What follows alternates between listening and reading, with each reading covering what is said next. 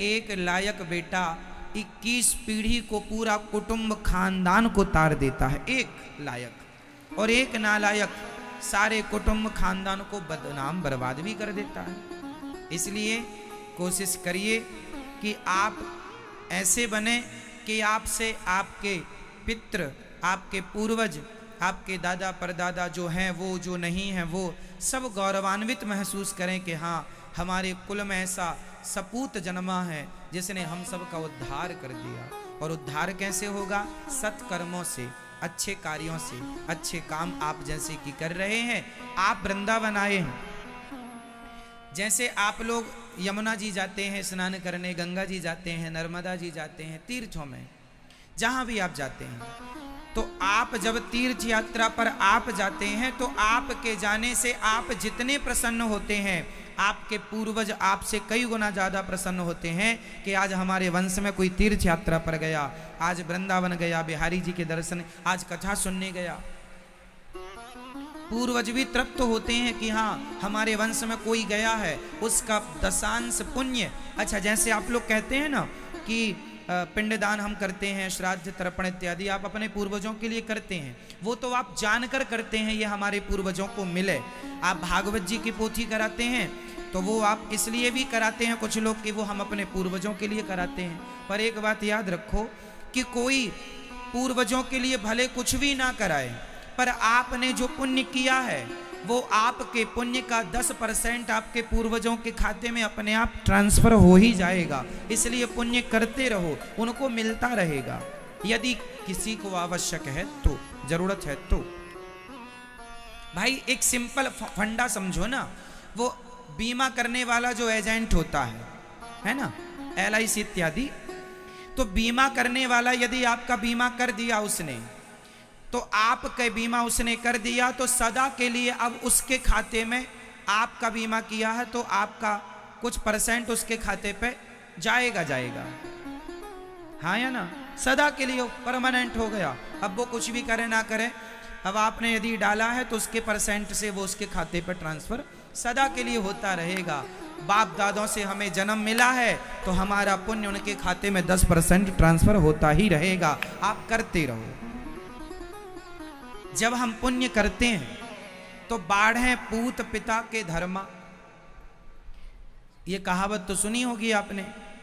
आपका किया गया पुण्य कितने % आपको मिलता है। जैसे मैंने किसी को 1 गिलास पानी पिलाया, फॉर एग्जाम्पल, छोटी सी बात है, चलो मैंने गंगा जी स्नान किया, मैंने 1 डुबकी लगाई गंगा जी, और यदि मुझे 1 डुबकी लगाने में 10% पुण्य प्राप्त हुआ, तो 10% हमें जो भी पुण्य मिला उसका कुछ हिस्सा अपने आप पूर्वजों को जाएगा, कुछ हिस्सा आपके खाते पे रहेगा, कुछ हिस्सा आपके बच्चों के लिए जाएगा, क्योंकि बाप डुबकी लगाए तो बाप का किया पुण्य बेटे को भी मिलेगा और उसके बाप को भी मिलेगा, पीछे भी जाएगा, आगे भी जाएगा और अपने पास भी रहेगा। तो हमारे द्वारा किया गया छोटा बड़ा पुण्य सब परिवार में बट जाता है। पत्नी का पुण्य, वो माँ किसके लिए पुण्य करती है? बच्चों के लिए।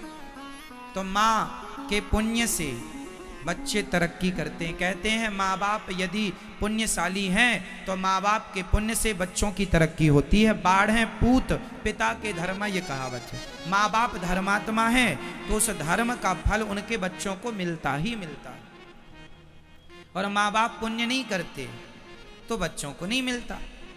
इसलिए आपका, आपके पूर्वजों का, सबका भाग्य प्लस होता है तब व्यक्ति कुछ करता है। एकदम से राजयोग नहीं आ जाते।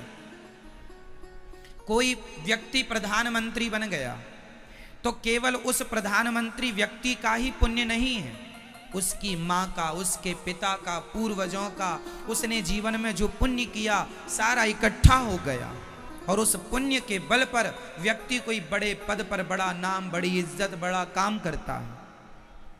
सबके बस की बातें सब थोड़ी हैं कि सब कर लेंगे। हर काम सब नहीं कर सकता ना, क्यों? तो उसी तरह ये, इसलिए हमारा केवल इस जन्म का पुण्य नहीं है, आज ये दास अनिरुद्ध आपको कथा सुना रहा है तो माता पिता गुरु जनों पूर्वजों की आशीर्वाद कृपा तो है, लेकिन पिछले जन्म का भी कोई पुण्य संग संग चल रहा है। इस जन्म का इतना पुण्य नहीं हो सकता कि ये दास आपकी सेवा कर सके। ये पुण्य कई जन्मों का संग संग। पितामह भीष्म को बाणों की सैया मिल गई क्योंकि उनका 21 जन्म पहले का पाप साथ साथ चल रहा था। पुण्य भी साथ साथ चलता है और पाप भी, जहां जिसको मौका मिला टपक जाता है। पितामह भीष्म से गलती हो गई, भरी सभा में द्रौपदी की साड़ी खींचती रही, चुपचाप बैठे रहे, पाप को मौका मिल गया, अब इसके पास जाऊंगा तो टपक गया। 21 जन्म पहले का पाप था वो कि मरे हुए सांप को, तड़पते सांप को कांटों में फेंका था। ये पिछले जन्म का पाप नहीं था, 21 जन्म पुराना पाप था। परंतु मिला अब, तो हमें जो दंड मिल रहा है जरूरी नहीं है कि हमने आज कोई पाप किया है। हो सकता है हमारे 10 जन्म पहले का पाप हमें आज भोगना पड़े। हो सकता है कि 20 जन्म पहले का पुण्य हमें आज भोगना पड़े। इसलिए अभी तो हम समझदार हैं, हमें पता है क्या सही है क्या गलत है। इसलिए ये दास सदा आपसे कहता है पाप ना करो, पाप ना करो। इस जन्म में नहीं, अगले जन्म नहीं, अगले जन्म भोगना पड़ेगा। एक भी मछली को आपने मार डाला है तो उसके पाप का दंड भोगना पड़ेगा। एक भी मुर्गी को मारा है अपने स्वाद के लिए, भोगना पड़ेगा। आज नहीं कल, कल नहीं परसों, अगले जन्म और नेक्स्ट भोगना पड़ेगा। इसलिए आपसे प्रार्थना यही है कि कोई भी काम करने के पहले सोच लो कि ये सही है या गलत है, पाप है या पुण्य है, पाप पुण्य क्या है, धर्म अधर्म क्या है, इसका नॉलेज तो होना चाहिए। जिस महिला को नमक का भी अंदाजा नहीं है कि दाल में नमक कितना डालना है, सब्जी में नमक कितना डालना है, वो ठीक महिला नहीं है, मतलब उसे आइडिया नहीं है, बनाना नहीं जानती वो।